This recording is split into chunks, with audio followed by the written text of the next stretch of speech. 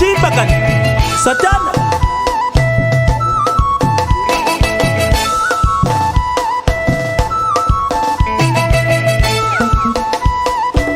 nazomona ote tozaboi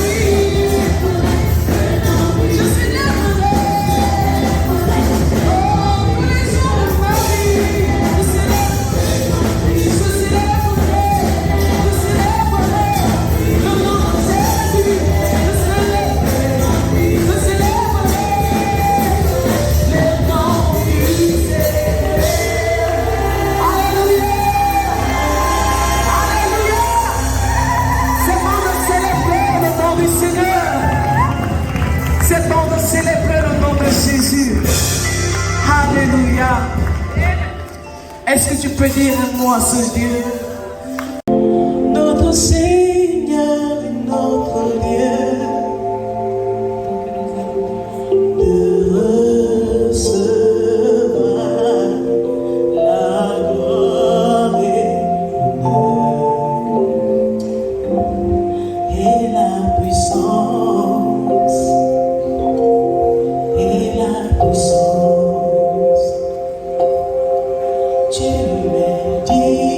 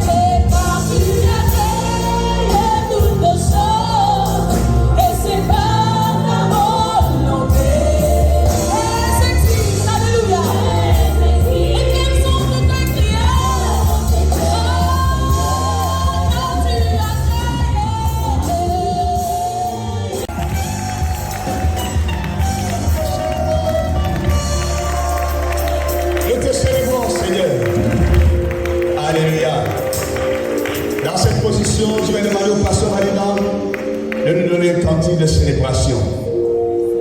Que quelqu'un puisse danser pour son roi ce soir.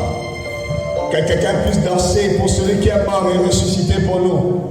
Sans son œuvre à la croix, nous ne serons pas rassemblés. Alléluia. Est-ce que tu peux encore acclamer?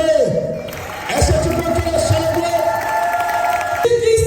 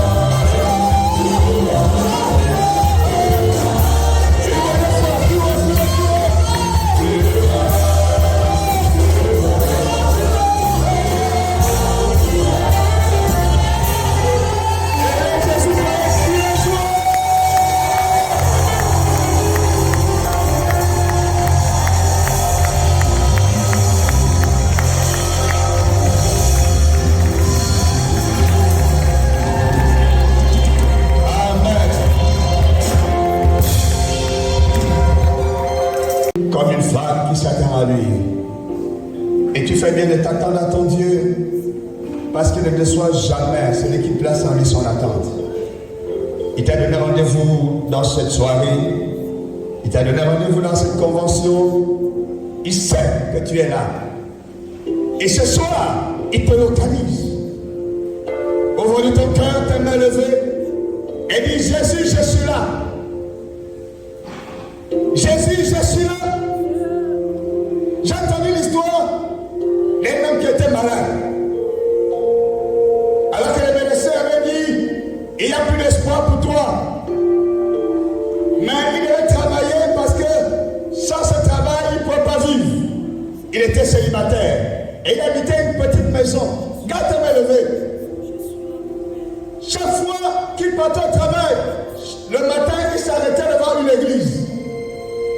Et sa prière, et la seule chose qu'il disait, Jésus, je suis là. Et il passait.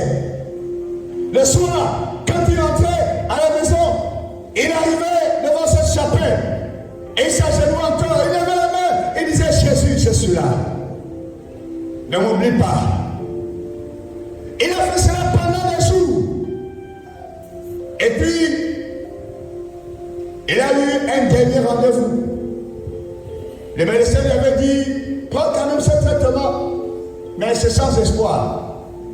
Il n'y a plus rien pour toi. La maladie a déjà gagné tout le corps. Mais ce traitement, c'est juste pour te soulager les douleurs. Ça ne traite pas la maladie. C'est juste pour que, quand tu as trop mal, ça puisse te calmer. Ça te permet de dormir un peu. Et puis il s'est présenté pour qu'on renouvelle son ordonnance. Et le médecin a demandé quand même qu'on refasse le bilan. Et quand on a refait le bilan, le miracle s'était produit. Jésus, à qui criait chaque jour en disant je suis là, l'avait localisé. Il te localise ce soir. Je déclare qu'il te localise ce soir. Lève ta main avec foi. La maladie n'a pas le dernier mot dans ta vie. Le diable n'a pas le dernier mot dans ta vie.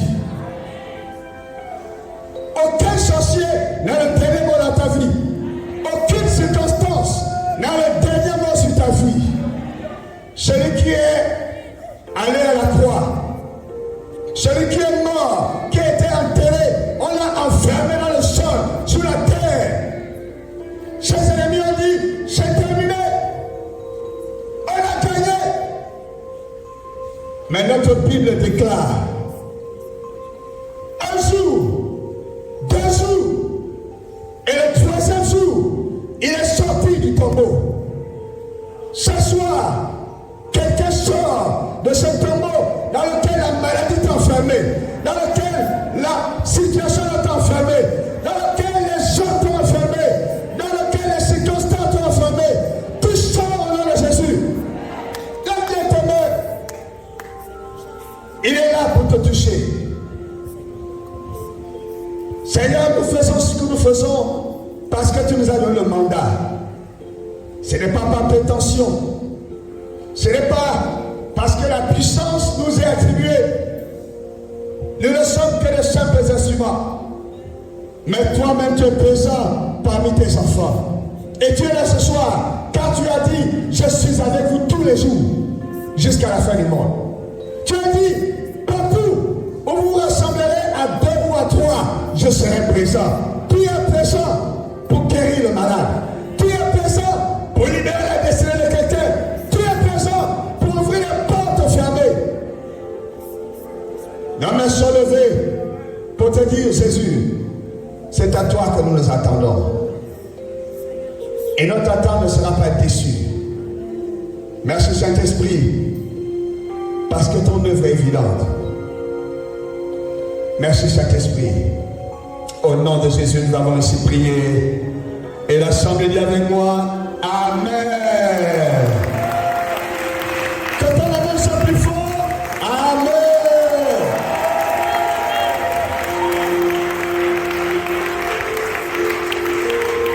Garde la même position debout. Ouvre ta Bible avec moi. Nous sommes toujours dans notre texte de l'année, Néhémie chapitre 2, du verset 11 au verset 18. Néhémie chapitre 2, du verset 11 au verset 18. Et après nous lirons dans Ésaïe 44, versets 24 à 26.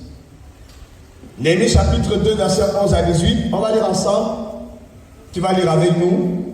On va lire sans courir, mais à haute voix pour que tu entendes ce que tu lis et que ton esprit et ton âme soient impactés. 1, 2, 3, lisons la parole de Dieu. J'arrivais à Jérusalem et j'y passais 3 jours. Après quoi, je me levais pendant la nuit avec quelques hommes, sans avoir dit à personne ce que mon Dieu m'avait mis au cœur de faire pour Jérusalem. Il n'y avait avec moi d'autre bête de somme que ma propre monture. Je sortis de nuit par la porte de la vallée et je me dirigeais contre la source du dragon et vers la porte du fumier, considérant les murailles en ruine de Jérusalem et réfléchissant à ces portes consumées par le feu. Je passais près de la porte de la source et de l'étang du roi, et il n'y avait point de place par où put passer la bête qui était sous moi. Je montais de nuit par le torrent, et je considérais encore la muraille, puis je rentrais par la porte de la vallée, et je fus ainsi de retour. Les magistrats ignoraient où j'étais allé et ce que je faisais. Jusqu'à ce moment, je n'avais rien dit aux Juifs, ni aux sacrificateurs, ni aux grands, ni aux magistrats, ni à aucun de ceux qui s'occupaient des affaires. Je leur dis alors, vous voyez le malheureux état où nous sommes. Jérusalem est détruite et ses portes sont consumées par le feu. Venez, rebâtissons la muraille de Jérusalem et nous ne serons plus dans l'opprobre. Et je leur racontais comment la bonne main de mon Dieu avait été sur moi et quelles paroles le roi m'avait adressées. Et dit, levons-nous et bâtissons. Et ils se fortifièrent dans cette bonne résolution. Que Dieu bénisse sa parole. Nous allons dans Ésaïe.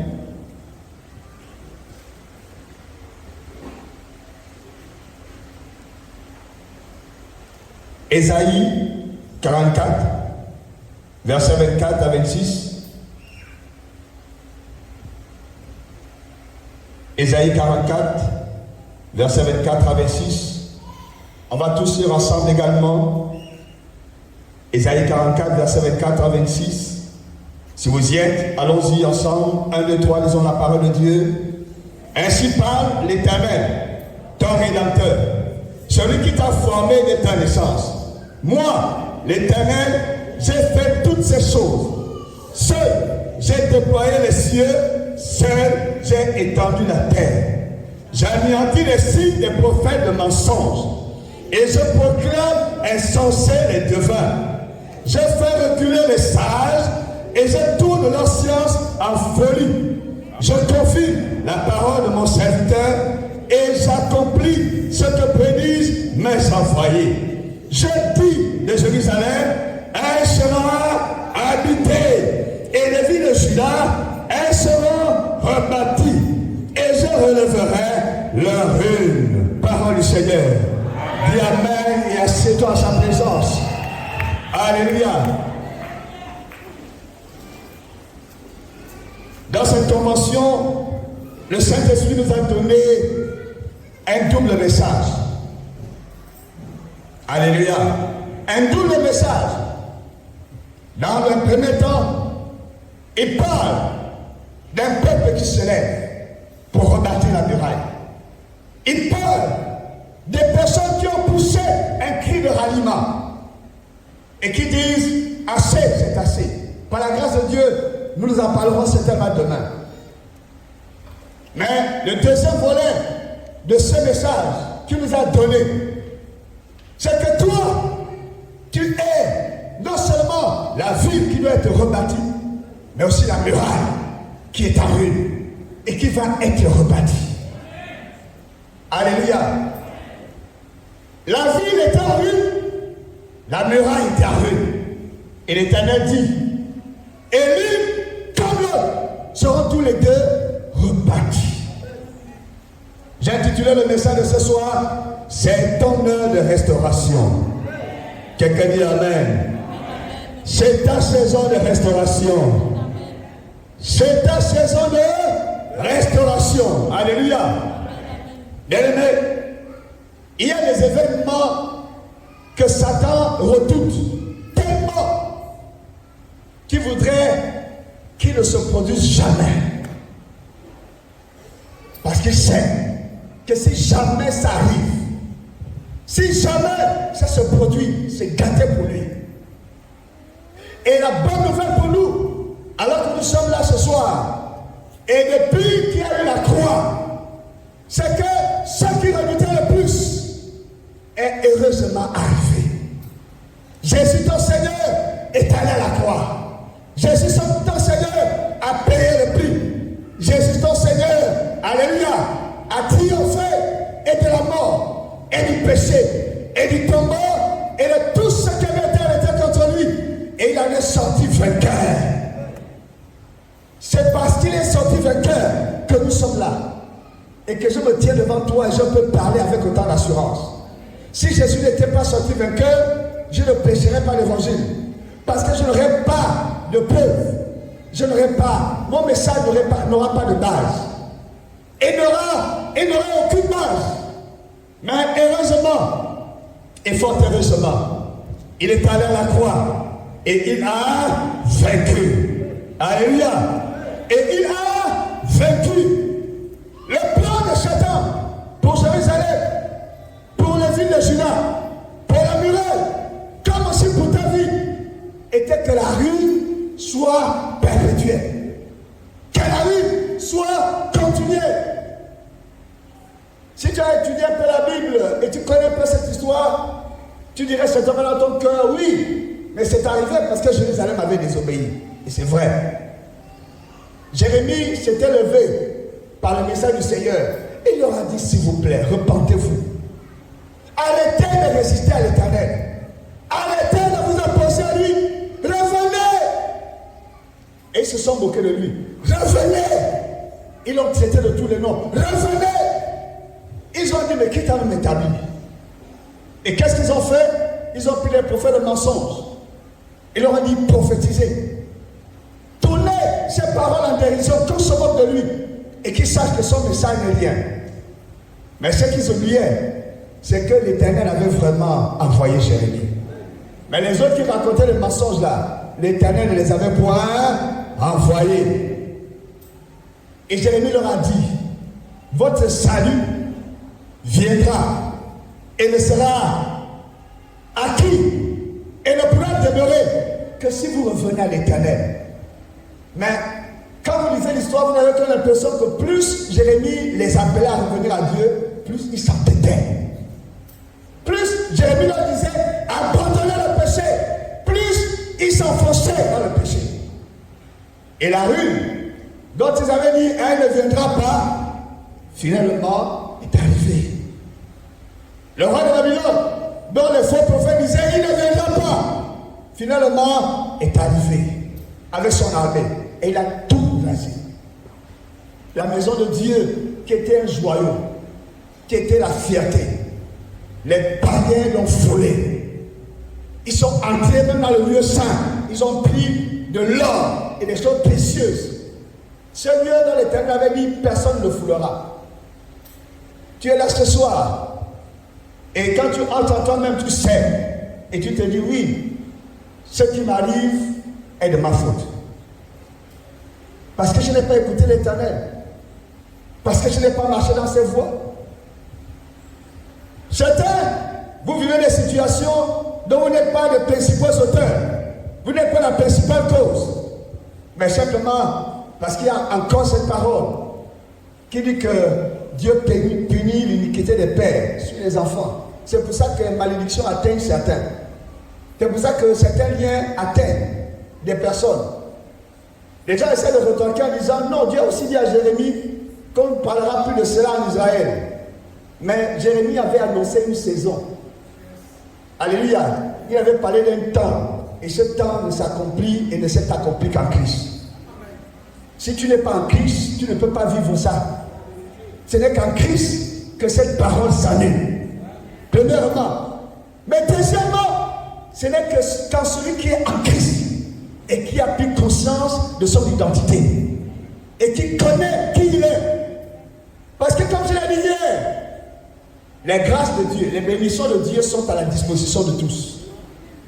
Mais ça dépend de celui qui prend conscience et qui dit cette parole est pour moi, je la saisis. Dieu a donné pour tout le monde. Mais tu peux être à côté de la bénédiction de Dieu tant que tu ne te lèveras pas et ne la saisiras pas, elle ne sera pas ta portion. Mais le jour où tu entendras la parole, le jour où tu recevras la vérité et tu décideras de recevoir cette vérité, de vivre cette vérité, elle s'appliquera à ta vie. Le salut est pour tous, l'œuvre de la croix est pour tous, mais il faut que tu te lèves par la foi pour te l'approprier. Alléluia. Donc oui, c'est à cause de cela que certaines choses t'ont atteint, que certaines situations t'ont atteint. Et la rue t'a atteint. Elle a duré certainement. Je ne sais pas combien de temps ça fait. Je ne sais pas combien de temps tu tiens cette situation. Je ne sais pas depuis combien de temps elle est là dans ta vie. Chaque jour, elle te rappelle qu'il y a un chantier qui n'est pas encore accompli. Et souvent, qu'est-ce que Satan fait? Quand tu veux décoller dans la foi, dans ta marche avec Jésus, un jour tu te réveilles, tu es content, tu mets YouTube, tu chantes des louanges, etc. Et puis une pensée te traverse l'esprit, viens! Ou bien c'est une petite douleur à l'intérieur de toi, puis et ça te rappelle que la maladie te dit, je suis toujours là-haut. Loue le Seigneur, mais je suis là. Ou bien la pensée te dit, tu sais que la situation est toujours là. Non? Ça n'a pas changé. Donc après avoir loué là, tu le trouveras dans la même situation. Et qu'est-ce qui se passe aussi souvent? La joie que tu avais disparaît. Certaines personnes s'arrêtent carrément. On cesse de louer.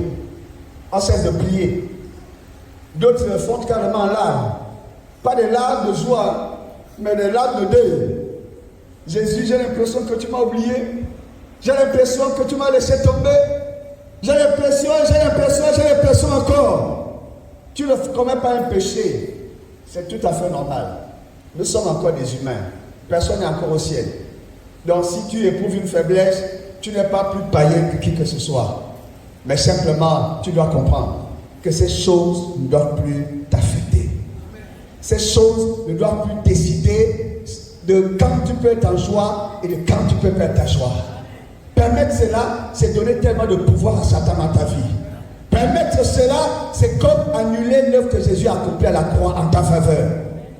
Donc oui, ce que le diable voulait, c'est que Jérusalem reste dans cet état pendant des années.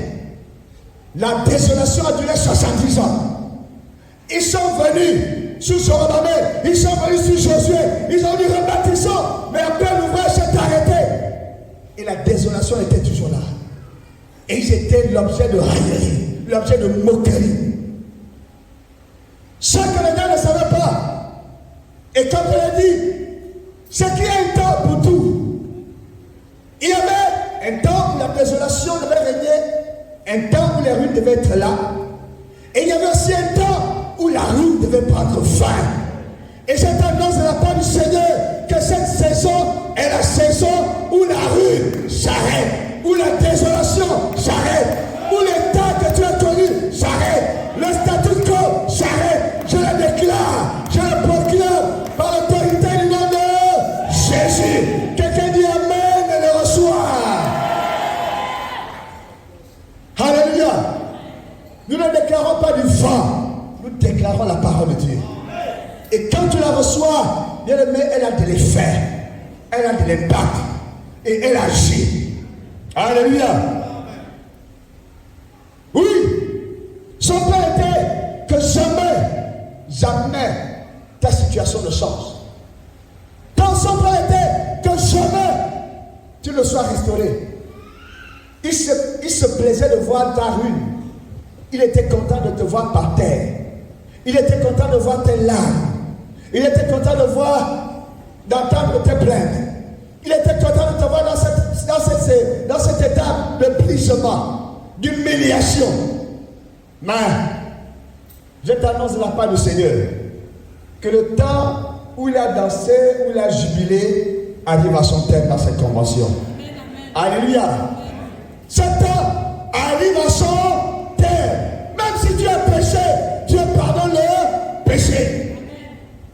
il relève celui qui a péché et qui se repart.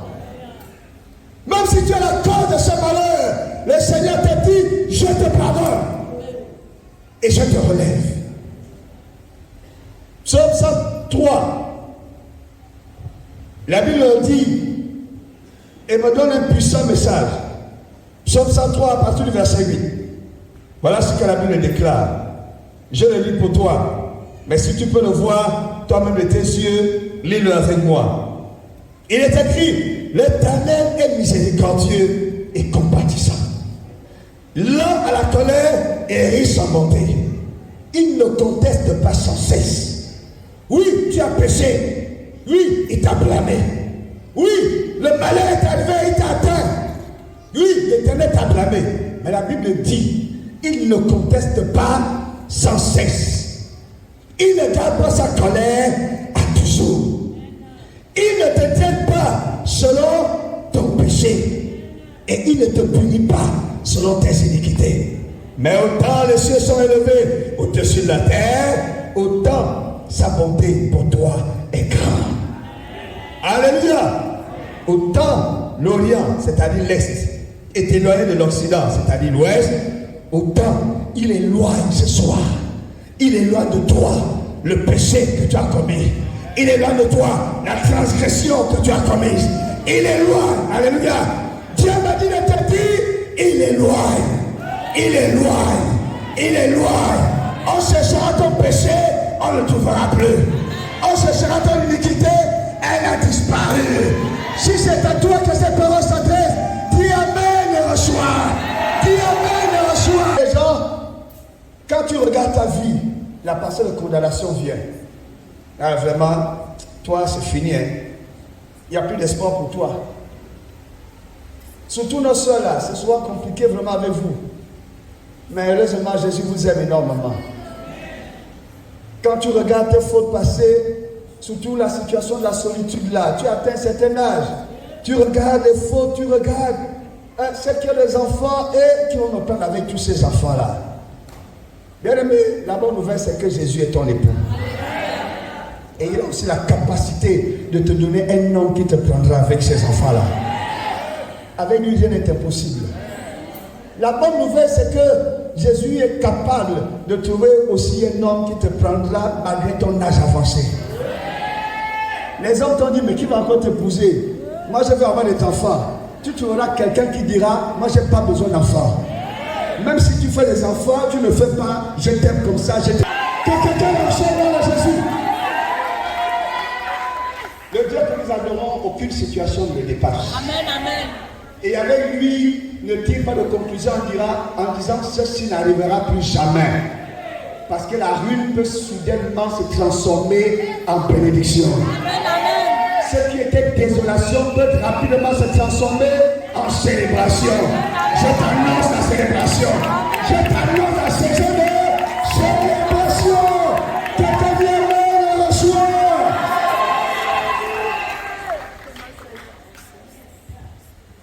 Permets que je t'arrive. Comme un père a compassion de ceux qui le craignent.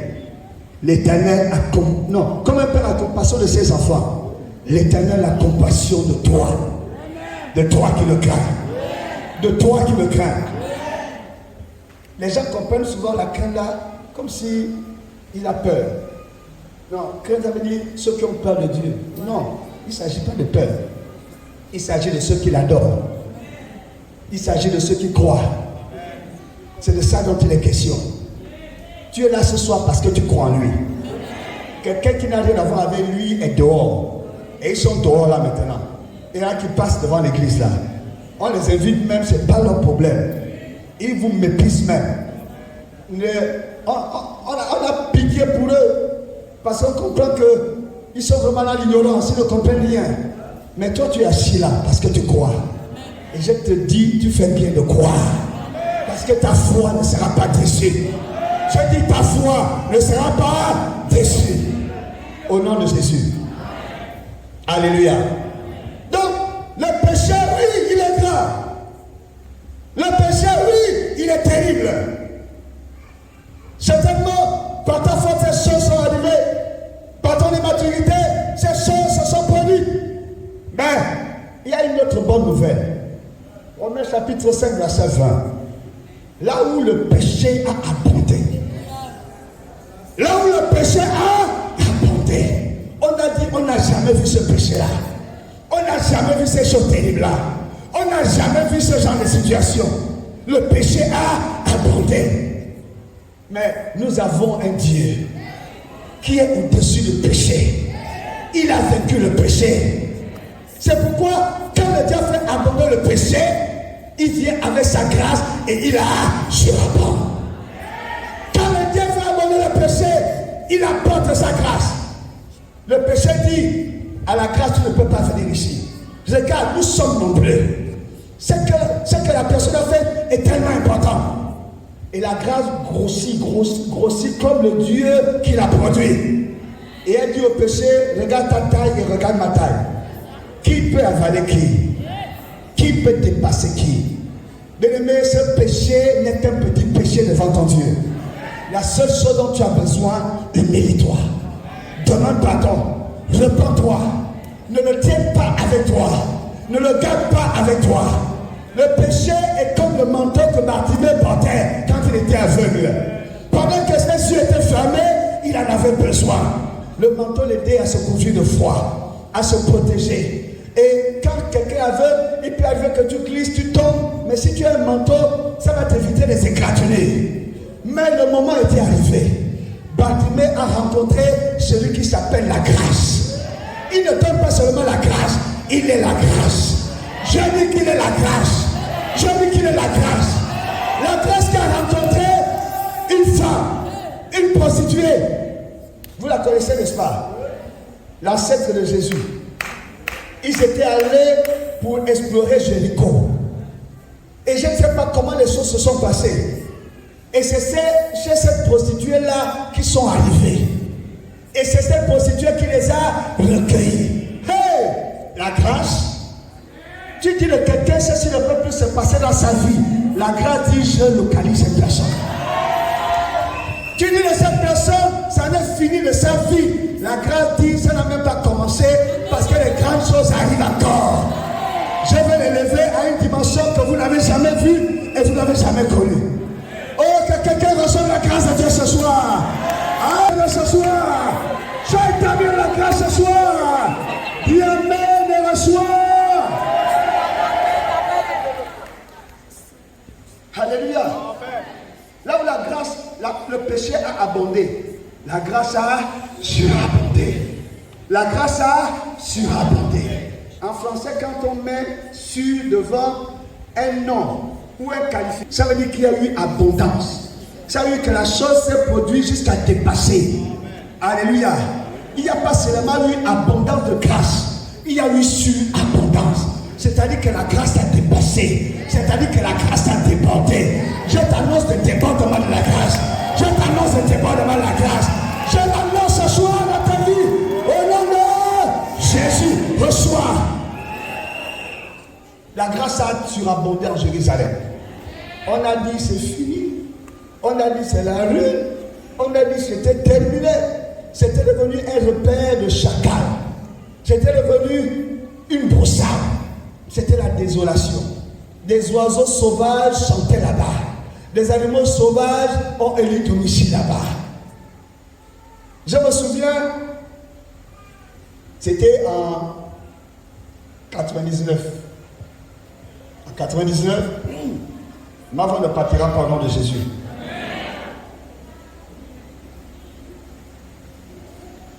Et je suis allé saluer mon père. Mes parents étaient séparés, ils avaient eu des gros problèmes. Maman avait pris ses effets, elle est partie. Papa a pris notre femme, il s'est remarié. Et je suis arrivé au village. Là où je suis né, là où j'ai grandi. La maison qui m'a vu naître, la maison qui m'a vu grandir, je ne l'ai pas reconnue. Et j'ai vu des larmes. Seigneur, donc c'est ce que le péché peut faire. Le péché de mon père a été terrible. Toute la famille s'est dispersée. Mes petits frères étaient à la marinée, chacun se débrouillait comme il pouvait. Et je montais la colline chez nous. Et j'avais des larmes. Je me suis rappelé de cette parole. Jérusalem était devenu un repère des animaux sauvages. l'herbe avait poussé. Papa était là, mais il ne s'en occupait plus.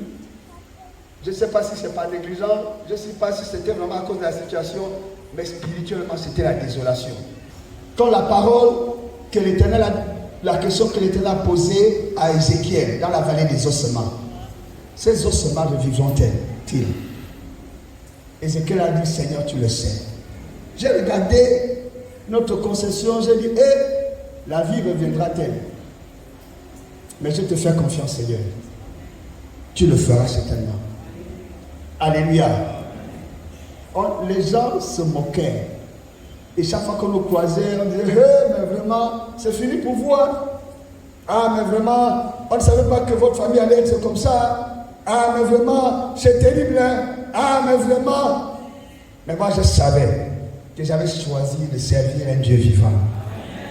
Même quand la situation semble à l'extrême, ne doute pas, ne panique pas, ne tire pas de conclusions.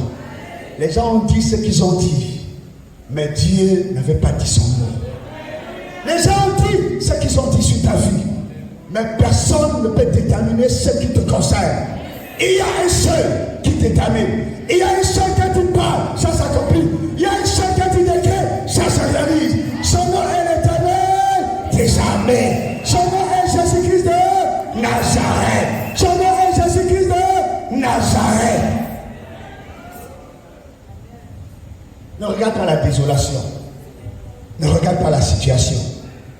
Ne regarde pas aux paroles des hommes. Lève les yeux ce soir. Il y a une saison qui annonce sa couleur. Il y a une saison qui annonce sa couleur. C'est la saison de restauration. Alléluia. L'heure de la restauration a sonné. L'heure de la restauration a sonné. Je te l'annonce de la part du Seigneur.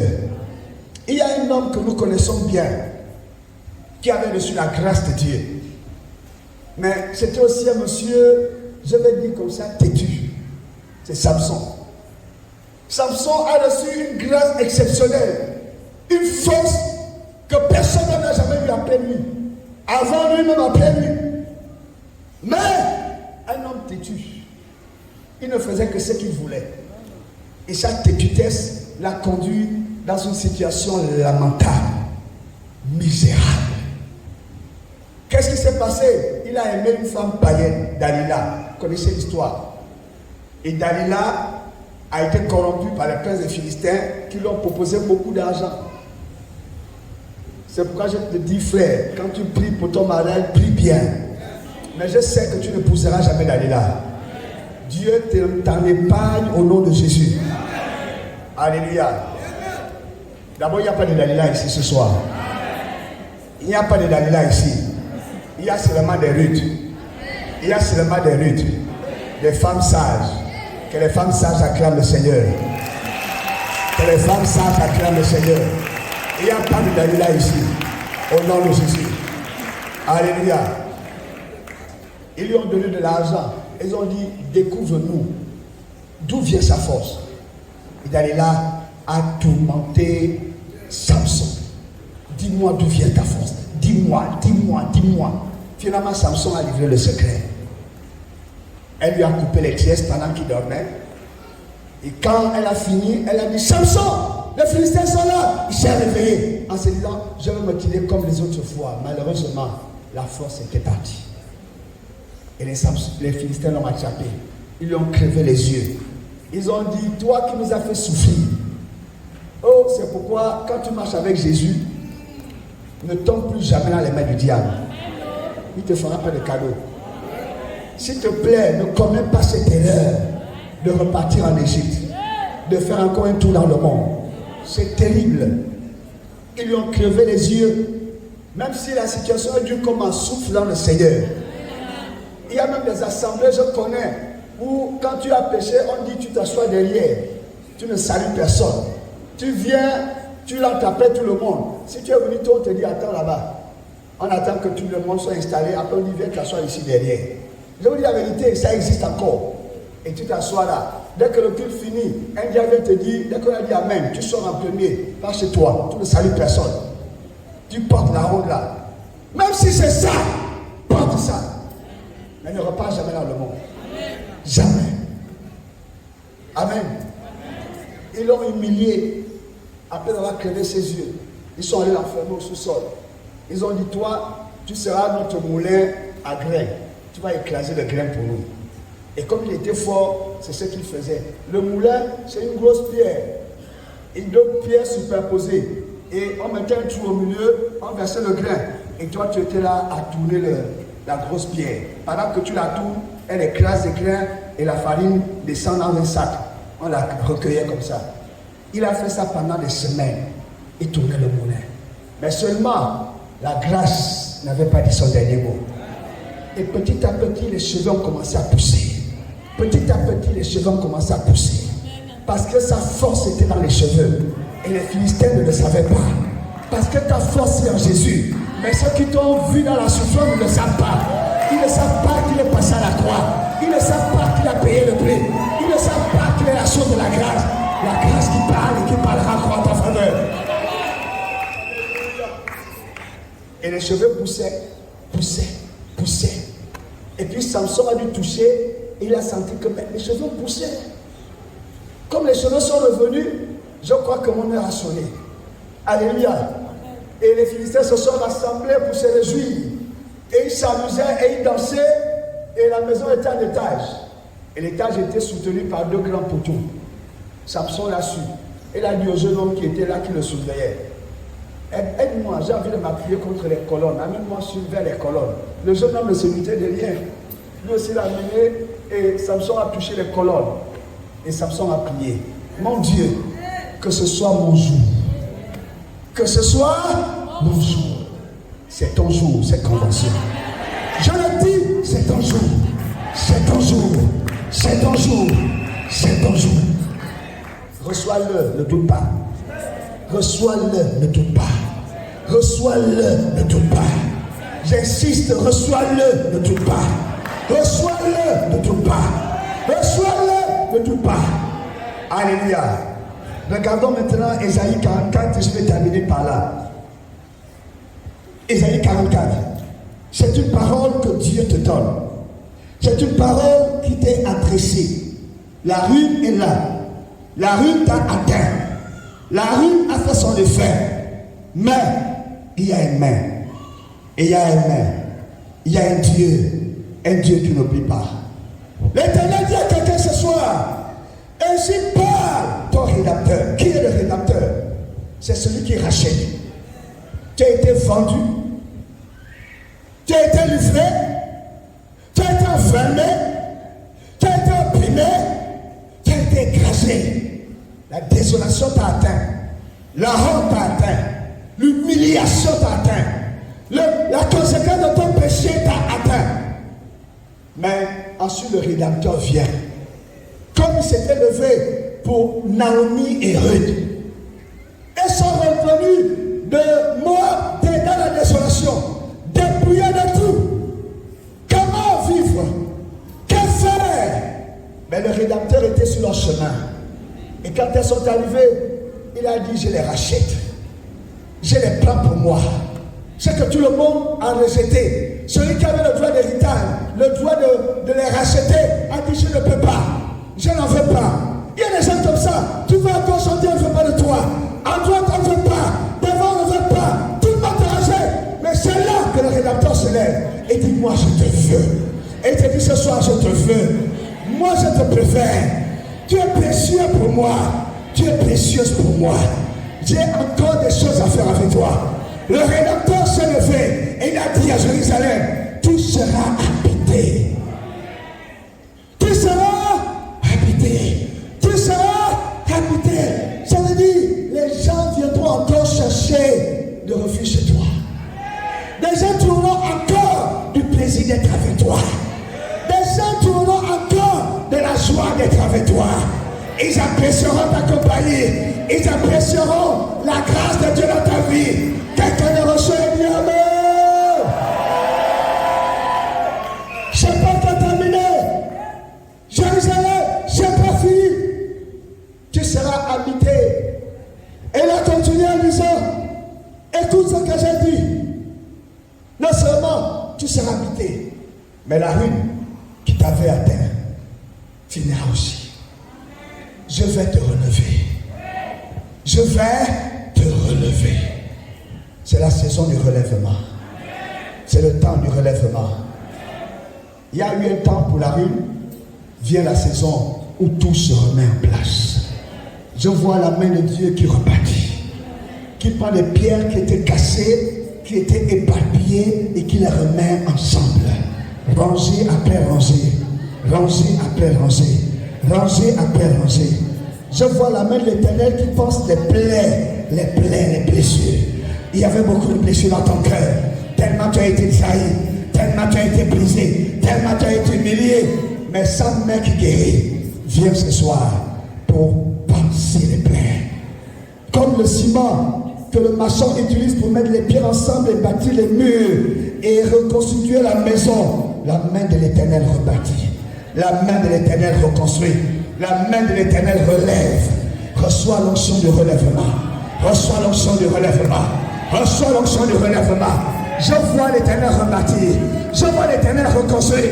Je vois l'Éternel relever. J'étais tombé, mais il relève. J'étais à terre, mais il relève. J'étais terminé, mais il relève. J'étais fini, mais il relève. Quelqu'un dit, Seigneur, je suis là. L'Éternel dit, je suis là. L'Éternel dit, je suis là. J'entends tous les jours passer devant l'église et il disait, Jésus, je suis là. Ne m'oublie pas, je suis là. Souviens-toi de moi, je suis là. Souviens-toi de ma situation, je suis là. Crie à ton Dieu ce soir, ta main levée. Commence à parler à celui qui restaure. Commence à parler à celui qui remet. Commence à parler à ce Dieu-là. Il est compatissant. Il est compatissant. Je ne te parle du Dieu qui compatit. Je ne te parle du Dieu qui compatit. Il n'est pas celui qui accuse. Il n'est pas celui qui blâme. Il n'est pas celui qui accuse. Il n'est pas celui qui blâme. Le diable est l'accusateur. C'est lui qui t'accuse. C'est lui qui se plaint de te voir par terre. C'est lui qui se réjouit de voir ton malheur. C'est lui qui se réjouit de voir tes larmes. Mais Jésus ne se réjouit pas de tes larmes. Regarde à lui ce soir. Regarde à lui ce soir. Mais lève la voix. Lève la voix, lève la voix. Parle à ton Dieu. C'est Dieu.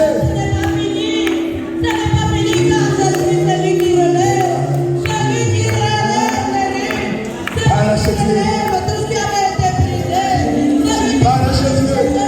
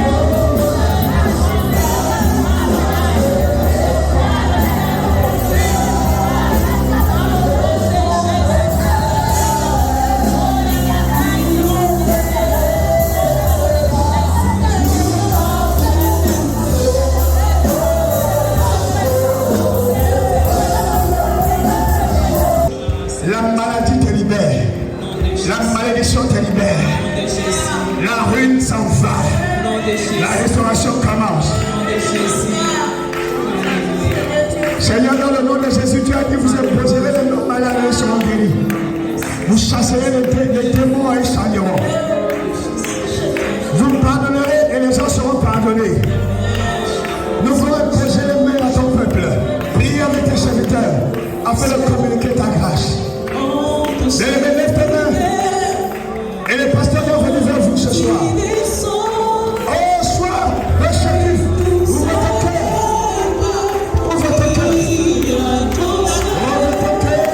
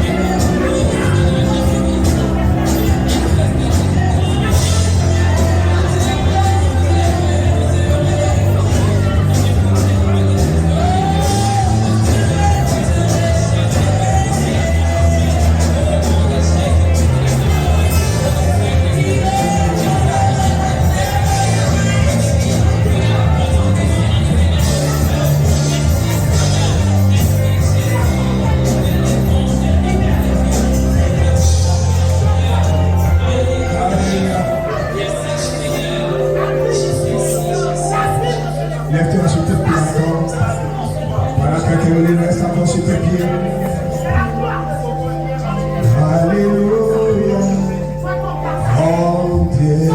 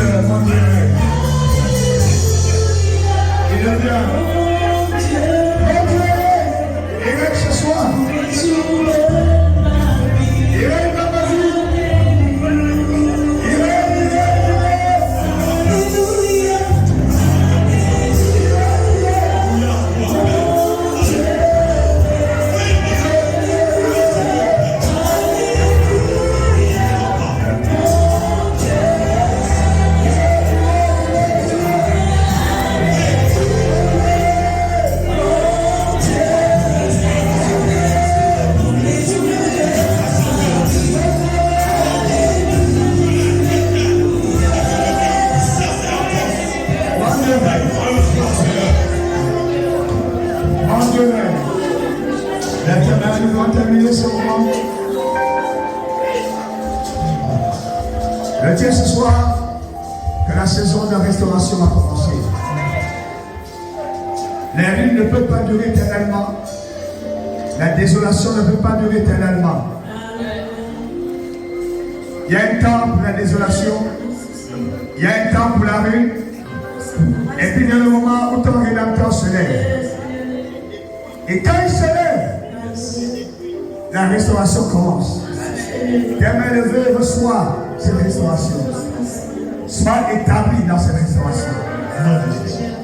Tes mains levées, crois qu'il a touché ta vie. Crois que les choses ne seront plus jamais les mêmes. Tu peux lever la voix et dire merci Seigneur. La semaine de fête peut commencer. Nous avons encore les jours. Nous avons encore les soirs. Mais je peux t'assurer que ce qui a commencé ne va pas s'arrêter. Mais chaque soir, l'onction sera plus forte. Elle va toujours t'ébranler. Tu quitteras cette convention sans maladie. Tu quitteras cette convention, ta situation totalement changée. Tu quitteras cette convention, possédant ce miracle. Ton miracle. Quand ta main levée et reçoit. Dis avec moi, merci Seigneur. Merci Seigneur. Merci Seigneur. Merci Seigneur. Merci Seigneur. Merci Seigneur. Alléluia. Merci Seigneur. Merci Saint-Esprit pour ce que tu as fait ce soir. Merci pour la parole que tu as donnée. Merci pour le toucher. Pour l'onction que tu as fait déborder. Et ton peuple qui a reçu. Nous t'apprécions. Par nos voix, nous t'apprécions. Par notre acclamation et notre puissance. Amen.